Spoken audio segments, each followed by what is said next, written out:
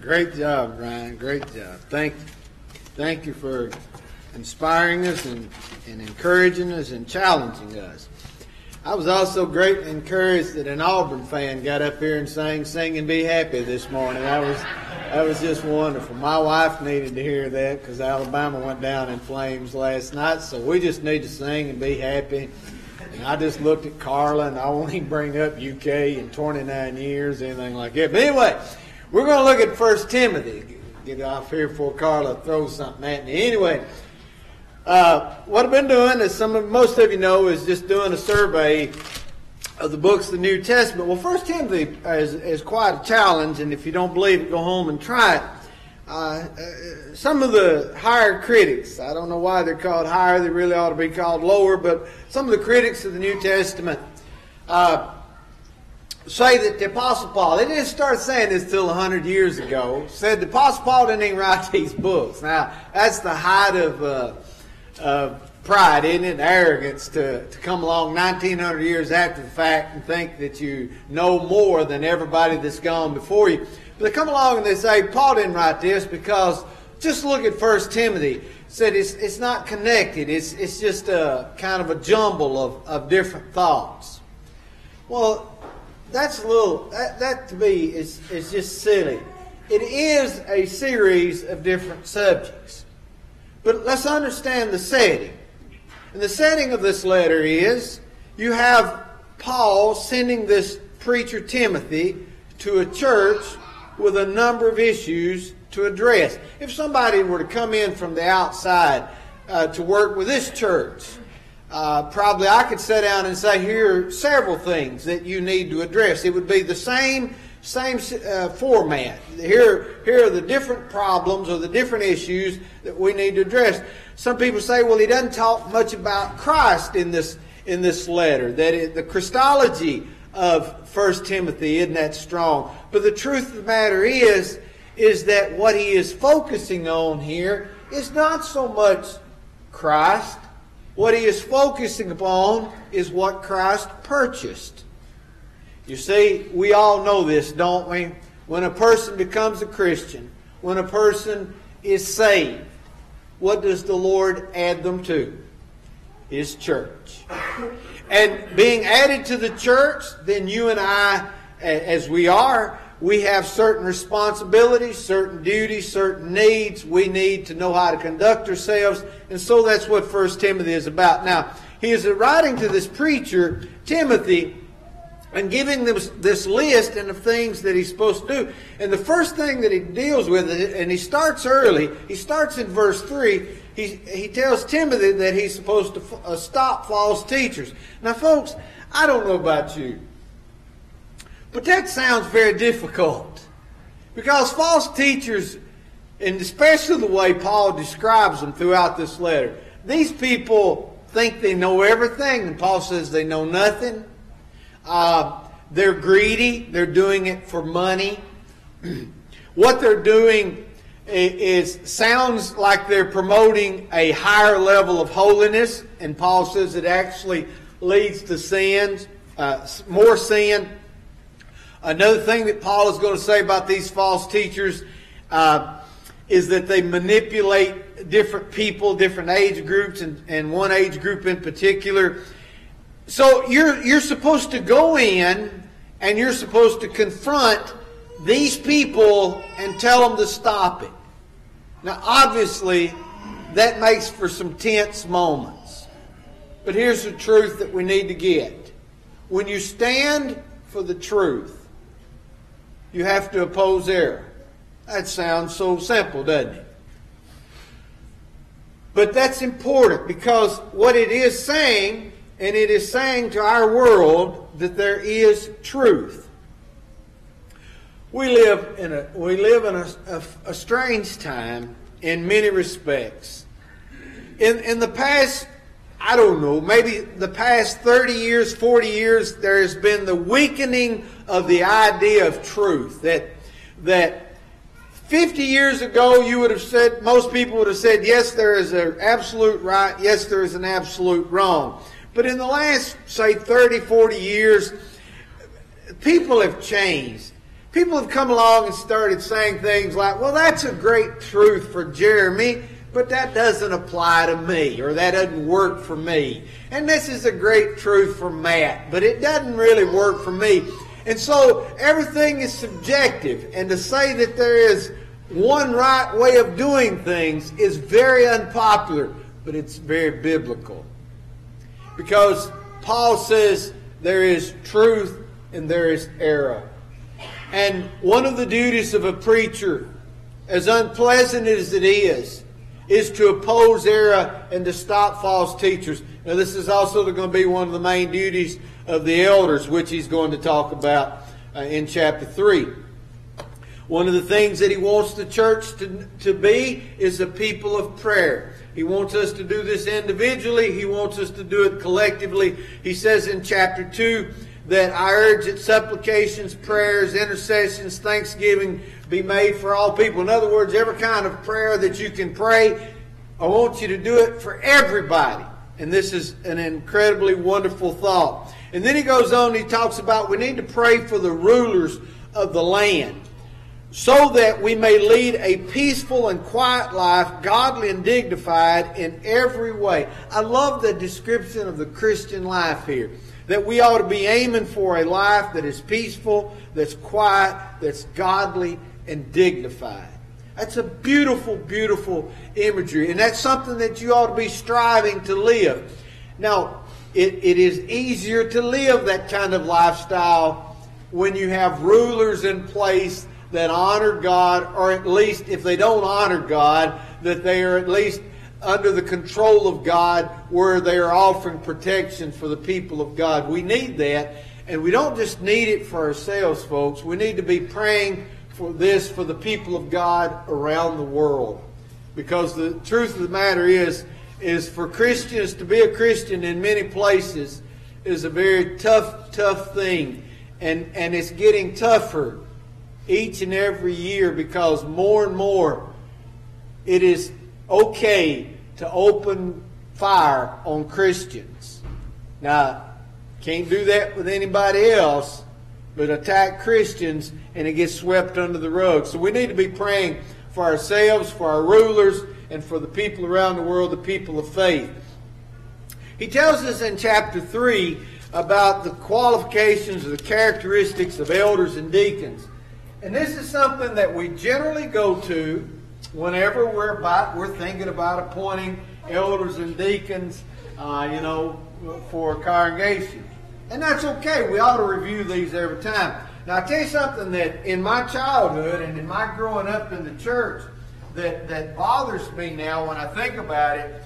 It's almost like we use these characteristics or qualifications as a test in which we graded and judged people pretty harshly, and they failed the whole test if they didn't live up, in our opinion, to one of these characteristics or qualities. And this says more bad about us than anything else if we approach it in this way. Now, the thing about this is you read through these qualities or characteristics of elders and deacons, and you realize this is something every one of us should aspire to have in our own life. These are the qualities and characteristics that should describe us. But there's something else that comes to mind when I think about 1 Timothy chapter 3 and elders and deacons. See, old David Crow, I hate to call on him. He doesn't, he's at that age where you don't want to be called out. That's the sharpest dressed man in the building this morning. And when I see David dressed like this, I say, I'm so glad you're preaching for me today. And so far he's declined. But if you've ever heard him, you know he has the potential, doesn't he? And I tell a lot of young men that. But here's something that I think that we need to start doing, and myself included, is we need to start saying to our young people, you need to be striving to be leaders in church. And I said young people, and you see, don't think that I'm going off in some liberal tangent. I'm not. I believe that only men can be elders and deacons, but I know that women can be leaders in the church. They lead by example. They lead by work. They lead by teaching. They lead in so many different ways. And most of us realize the preachers, the elders, the deacons realized we couldn't be where we are without the support of a godly woman. And so, whether you're talking to your son or your daughter or your grandson or your granddaughter, maybe we ought to start encouraging them to think about becoming leaders of the church. That we pray for that for them. That we encourage them in that direction. Because the truth of the matter is, I don't hear us talking very much to our children about when they grow up. We talk about what kind of job, maybe which college they're going to go to. We rarely talk about their role in the church. And folks, I think the time to start doing that is when they're young. Because in so doing, we're lifting up that position and we're helping them to see the value of being an elder or a deacon or a preacher or whatever role, or the wife of one of those, or a woman that is a servant in the church in the best possible way. We need to lift those people up, because I tell you what, here's what I know to be true. I've said this, and it's been a long time since I've said this, but it still holds true. When your children hear you critiquing and criticizing people in those positions, they don't want to become one. Why would you want to become an elder or a deacon or a preacher or a woman that's a leader and a take charge person? Why would you want to be that kind of person in the church when you know that your own parents sit around and criticize? You see, this is what I've said in the past. We got to be real careful what we say to our young people or around our young people. I know that some of us think that our kids are the smartest kids on planet Earth. But here's the truth. If Leanne and I, and we've experienced something with our extended family on this level. Leanne's brother's a preacher, and I try to be one, and Leanne's dad was an elder. And we get around and we talk about church stuff. And unfortunately, sometimes we talk about the negative church stuff. Now here's what we came to realize. We came to realize that no matter how bad it gets, we're probably still going to keep serving in the church. And that we just are kind of venting. Okay? And it's okay to vent every once in a while. You just need to be careful who you vent to. Now, that's okay for us in that tight circle to vent. But what if our kids hear us sounding bitter about the church? Or what if extended family hear us venting about the problems in the church? You see, a lot of times parents are talking, and believe me, your children are listening. And they're not able to work through and process that stuff in the same way that you are. I know they're the smartest kids on earth, but they're not able to process through some of that. And they may come away with a very different view of the church than what you do. We need to be careful about that. And we need to be lifting the people who serve in these roles up. We need to be promoting this for our children, for our grandchildren, for the young people of this church, that they need to aspire to be leaders in the church. It's important. How important is it? Every university in America that's big enough to afford to do this has started a program on leadership. Why? Because if you hadn't noticed, our country is greatly lacking in leadership. We're not producing leaders. We don't have leaders in leadership positions now. And not only that, but it's in the church across the United States. There are churches that are going out of business, so to speak, simply because they don't have leaders that actually lead. And so it's important. And you need to be sharing that truth with your children. Some of you younger adults need to be thinking in those terms too. He talks about the coming of the apostasy. Now, in 1 Timothy chapter 4, I was always taught to read this growing up, that he's talking about something that was going to happen in our day. What you need to understand is this apostasy, this falling away, this backsliding, this departure from the truth. It was going to happen sometime in Timothy's lifetime. He's going to talk about it again in 2 Timothy 4, and it just keeps repeating itself. And one of the things that he says that goes on in this apostasy is here's these false teachers that are already at work in the church at Ephesus. They're going to emphasize some things. It sounds real strict, real conservative. They're forbidding marriage. They're saying you can't eat certain foods. And like I say, when I was growing up, I'd always try to figure out who that was applying to today. Well, it applies to some groups today, but it's been going on for centuries. Sometimes false teachers make rules up for God, and it makes them seem more strict and more conservative.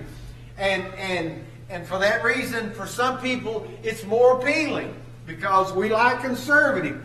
But when you start writing rules for God, folks, you've taken on a responsibility that's not yours and it's not mine. Now, one of the things that this does is it promotes this idea of an elevated level of holiness. Let me give you an example, a modern example. The snake handlers in eastern Kentucky and eastern Tennessee. There's one verse in Mark 16 that talks about drinking poison and taking up serpents. Right? One verse in the entire Bible, and that's what it says. No, I don't need to go into all the details. You know that it does not command you to go out and pick up a snake, right? Doesn't pick it up. Doesn't command it. Where did that come from? Now, it's not just because there's a verse in the Bible. There's something behind people thinking that they can't have a church service unless they go out and catch rattlesnakes and copperheads and bring them in. And by the way, Mark 16 says nothing about you have to have a snake round up and then bring them to the church building because they didn't have church, right? Where'd that come from? If you look at the founding members of the snake handlers, they were members of the old style Church of God, like Church of God of Prophecy, Church of God in Christ, not Church of God in Christ, original Church of God. They were members of it, which is very conservative, and took a very conservative stance on divorce and remarriage. And the ones that started the snake handling church were members of that church that were divorced and remarried multiple times and could no longer preach in those churches. So how do they come up? They play one-upmanship. They excuse the era of being divorced and remarried, and they say, look, we're the really conservative ones. We follow the Bible in its entirety. Look, we drink poison. We handle snakes. We are the true conservatives. That's how this developed. And so and I talked about this last week. We got to watch out for spiritual bullies coming in and writing rules for God and come up with these different things, because that leads to apostasy. That leads to falling away from the truth. Now there's this imagery floating around in my head, and I haven't found one that captures what I want to say. He talks about in chapter 1, verses 20 and 21, he names the people's names that have fallen away. And he says, and it's a very graphic image there. He says they have made shipwreck of their faith. Now, I've never watched a shipwreck except for on Forrest Gump. But anyway, to me that's a very vivid picture, because here's something that's supposed to be afloat and it crashes and then boom, it's gone. You know, there are people that are like, their apostasy is like watching an airplane and you hear the gas sputter, you hear the motor sputter, and then the next thing you know, and I've not ever seen this except for on film, the next thing you know, they're diving straight down towards their death. There are people that apostatize, fall away like that. It's like boom. But the truth of the matter is, that's not the way most people do it. Most people gradually walk away from the Lord. And that's the elder's responsibility, but that's my and your responsibility to try to prevent that. We don't need to allow anyone to drift away from Jesus. Are you your brother's keeper, your sister's keeper? You're supposed to be. Well, I know that you're looking ahead and you know that there's 2 more chapters and you think, well, I never will get through. Yeah, I will. Chapter 5 is something that, it's a section that we don't discuss, but it's intriguing. Because it's talking about the role of the individual taking care of their family members and the role of the church collectively taking care of one group in particular, and that's widows. I mean, I find this absolutely intriguing because you never hear about this except from places like India. But the church used to put on the payroll preachers, and according to 1 Timothy 5, elders if they gave themselves full time to preaching and teaching, and widows. Now it gives you qualifications for widows to be put on the payroll. Now, that's fascinating because you see, here we are in the 21st century. We're still talking about wanting to be like the church in the first century, but I don't know of anybody doing this. But the thing to look at quickly, 1 Timothy 5 verse 3, honor widows who are truly widows, but if a widow has children or grandchildren, let them first learn to show godliness to their own household and make some return to their parents, for this is pleasing in the sight of God. Listen, here's the truth matter, folks. Here's the truth matter. Christianity is a meddling religion. It affects every phase of your life, and it affects how you treat your family members and how you take care of them. We're in it for the long haul. I have a friend named Theo Elam. Mentioned him a couple of weeks ago. Theo Elam, maybe last week, I don't remember. Anyway, Theo Elam, when he was about 12 years old, his dad got cancer. I got to tell this little story as quick as I can. His dad, what he remembered about his dad was they used to camp all the time. And the first thing they would do, now you think about this, the first thing they would do is when they'd go into a town, he would drive around until he found a church. Now they were camping out, but they still were going to church.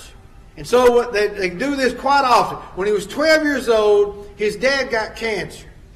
It was a long...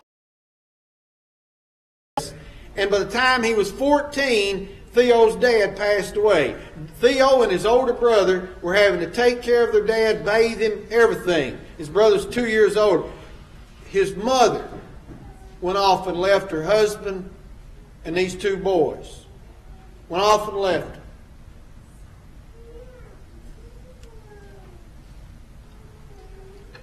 That's not what Christian people do. We're in it for the long haul. We have a family member that has dementia, Alzheimer's, cancer, mental illness. We take care of them. Verse 8, he says, if you don't provide for your own, you've denied the faith and you're worse. I like King James on this. You have denied the faith and you're worse than an infidel. Christianity says you got to step up and make sacrifices. Your parents sacrifice for you. Your grandparents sacrifice for you. Your time comes to take care of your family. You have a Christian responsibility to take care of your family. And then chapter 6 is where I'll end, even though I've got a lot more. He warns us of the danger of the love of money. Now that is go home and read this afternoon, folks. This is a section that is needed so greatly in our society. And he even says a special section towards the end of the chapter on rich people. I'm talking straight to you. You need to be rich in good works and not to trust in money. But we have a problem. We don't in America. We don't set up statues to Buddha. We don't set up all these Hindu statues to their 330 million gods. Americans as a whole, we don't believe in building statues and bowing down to something made out of gold or silver or rock. We don't believe in that. But the God of this country, unfortunately, is wealth. And we don't need to worship wealth. We need to worship God and be content with what we have. The Psalm of Imitation is yours. I would remind you that Paul says in 1 Timothy chapter 1, he says, I formerly was a persecutor of the church, a blasphemer, an insolent, arrogant man, a violently arrogant man, one translation says. I was the chief of sinners, but because of God's mercy and His grace, He allowed me into the kingdom. That's true of all of us. You may be a terrible sinner, but Christ redeems sinful people. If you need to come to Him today, we invite you to come as we stand and sing together.